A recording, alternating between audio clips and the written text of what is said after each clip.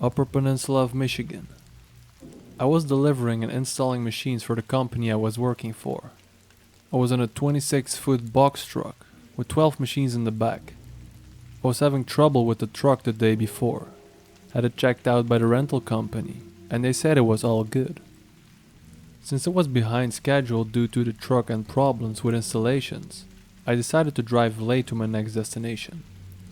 It was about 11 o'clock at night on a state route through the Upper Peninsula. There were no street lights, and there was no other cars. The headlights from my truck were the only thing illuminating the road. I was already creeped out, at the peak of feeling like I was in the middle of nowhere, because I was in fact in the middle of nowhere. Every single light on the dashboard of the truck lit up, and then it stalled. Great, now it's pitch black, I am stopped, and the truck is not restarting. Rather than eat up the battery trying to turn it over, I shut everything down and started making phone calls. As I was calling everyone and anyone that would listen, I sat in the dark night, with the only light being from my hazard lights. I looked up and saw something move in front of the truck, just out of distance of the flashing lights. At first I thought it was my imagination. I finally got a hold of someone, and they told me it would take 2 or 3 hours before they could get a mechanic to me. So now I'm sitting in silence, the only noises the clicking the hazard lights are making, and I'm staring out to the windshield into a void of darkness when I see movement again. Just as I was about to shit my pants, my phone rang, and that nearly secured it, because it scared the hell out of me. It was the mechanic that wanted me to get out of the truck, open the hood, and check some things out. I told him no, I'm not getting out of the truck, with an explanation as to why. He was pretty irritated with me, but I didn't care. So finally, after seeing the movement just out of range of my lights one more time, I threw on the headlights with the high beams. The headlights caught 3 wolves snacking on something that looked like roadkill. I honked the horn, and they looked at me like they were irritated more than scared. I was safe. The wolves more than likely weren't going to bother me, but it was spooky just knowing they were there. So I shut the lights off again. I would turn the lights on occasionally to see if they are still there.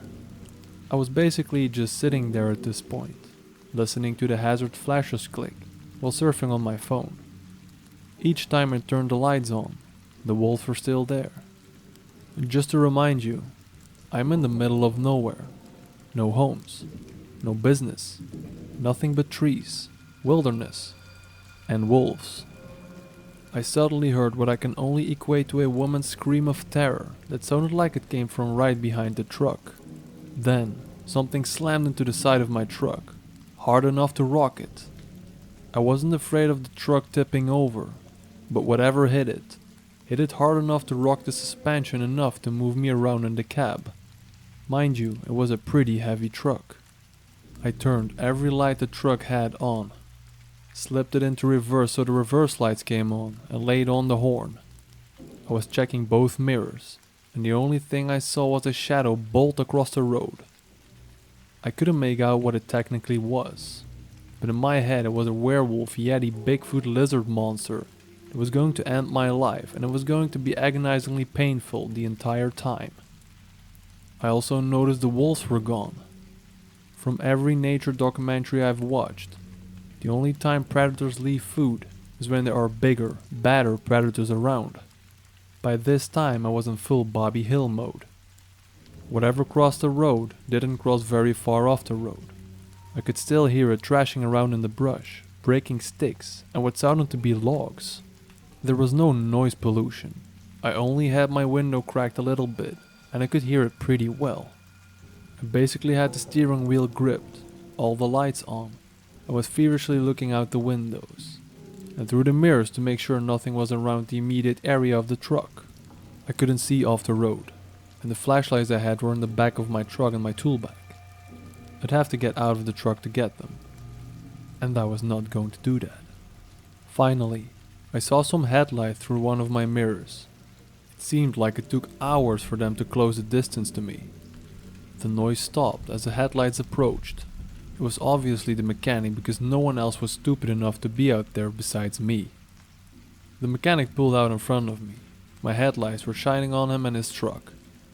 As his door opened to step out, we both hear the woman screaming in terror yell again, and the brush thrashing intensified. Whatever it was still closed and pissed off. His door immediately closed, and my phone rang. He called me asking what it was. He sounded more panicked than me. I had no clue what it was, and he had no clue what it was. So he called the police. He wouldn't work on my truck until we could secure the area, which I don't blame him.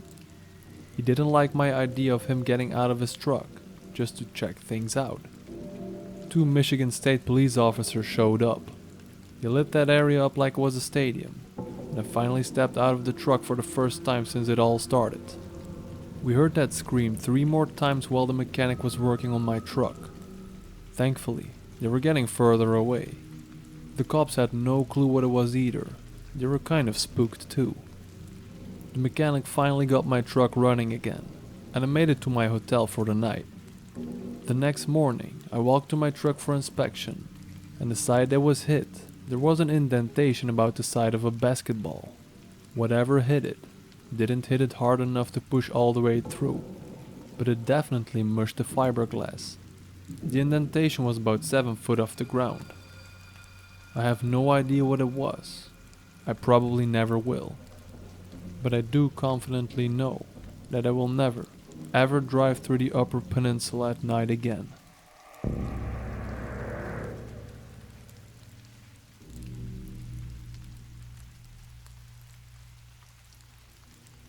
Around 2006, I was driving flatbed, picked up a lot of construction material in rural Tennessee. Memory is foggy now, but I want to say it was between Memphis and Nashville. Tarp required, so I strapped everything down, tarped the load, and left the shipper. About 5 miles down the road, in the middle of nowhere woods on a 2-lane road, I noticed my tarp flapping in the wind. Found a wide shoulder and pulled over to fix it. I realized that I just did a bad job tarping this load and decided to redo it on this side of the road. I had to undo all the bungee straps, drag the tarps off, roll them back up, climb up on the load and start unrolling the tarps off again.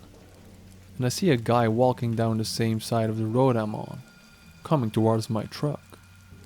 I don't think anything about it other than to keep an eye on him, because I'm in the middle of nowhere, and continue what I'm doing. About the time I have the tarp set in place and I'm climbing down to start hooking the bungee straps back on, this dude is getting close enough that I'm now paying more attention to him than I am tarping my load. I grab my winch bar and set it on the trailer where I'm working, just in case.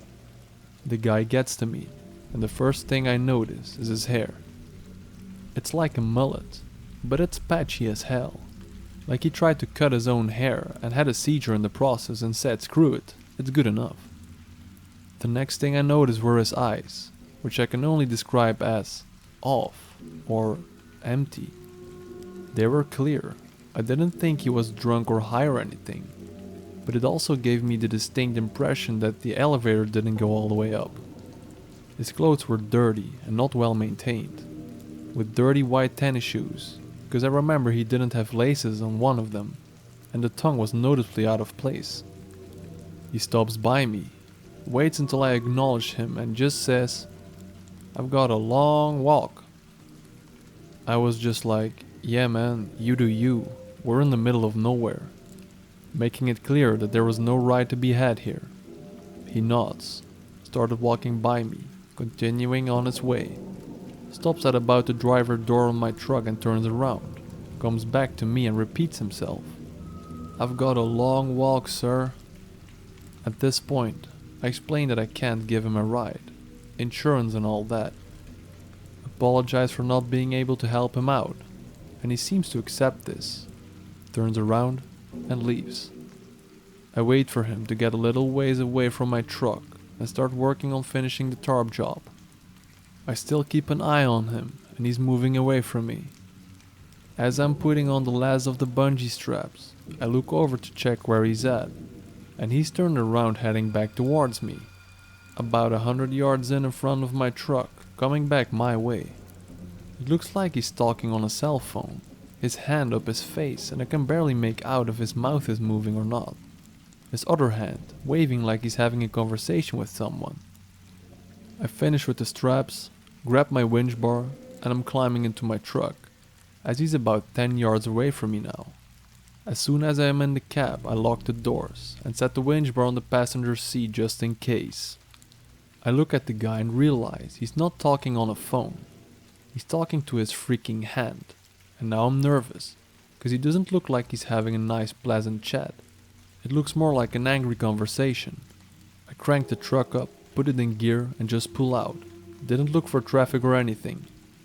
As I pass him, he's just looking at me, still holding his hand to his face with this dead ass look in his face, just staring at me. About the time I hit 5th or 6th gear, I look in the mirror, and there was no one there. This completely creeped me out.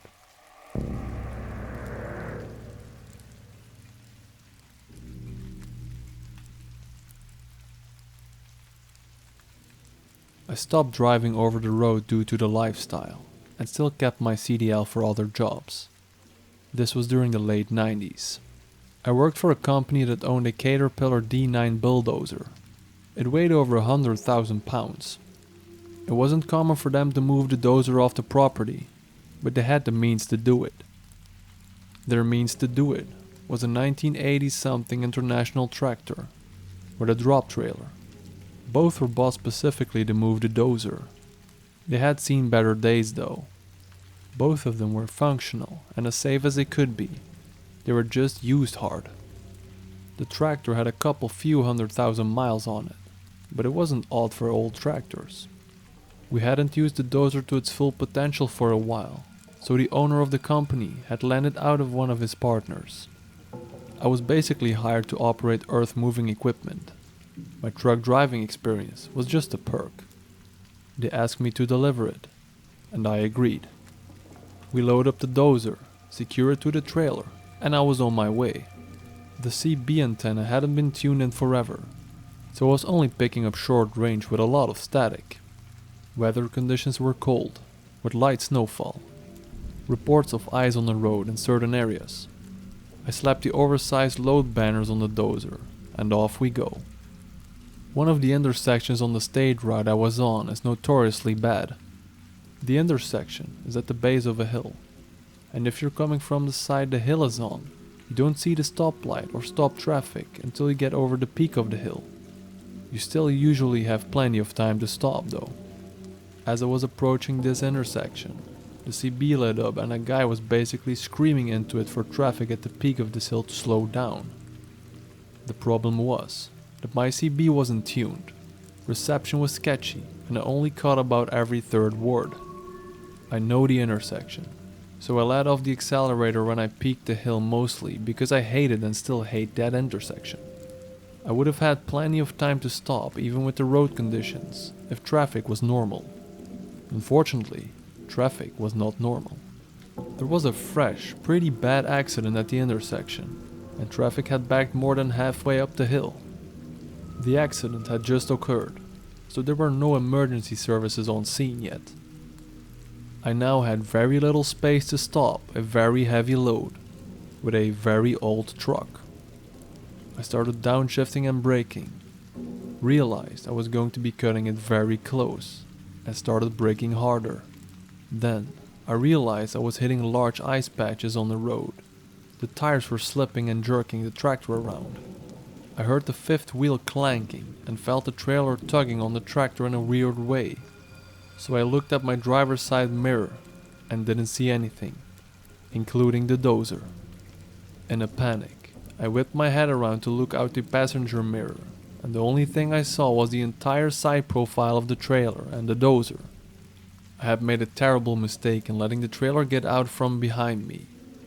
It was one of those, well, this is it, this is how I die moments. I was now jackknifing while still moving and still trying to slow the truck down while on the icy hill. I was headed for an intersection full of stopped passenger cars, and my truck weighed a lot. By this point, I was convinced that I was about to involuntarily murder a bunch of people. I laid on the horn as much as I could, but I was also trying to work the steering wheel in an attempt to pretend I had control. Honestly, I hit a point where I basically realized I was just a passenger standing on a brake pedal. I didn't have enough room to correct anything, so I just went all out on the horn. The trailer tires finally heated up enough to start making a very loud and deep squeal. There were a bunch of people in front of me that got out and ran away from their cars.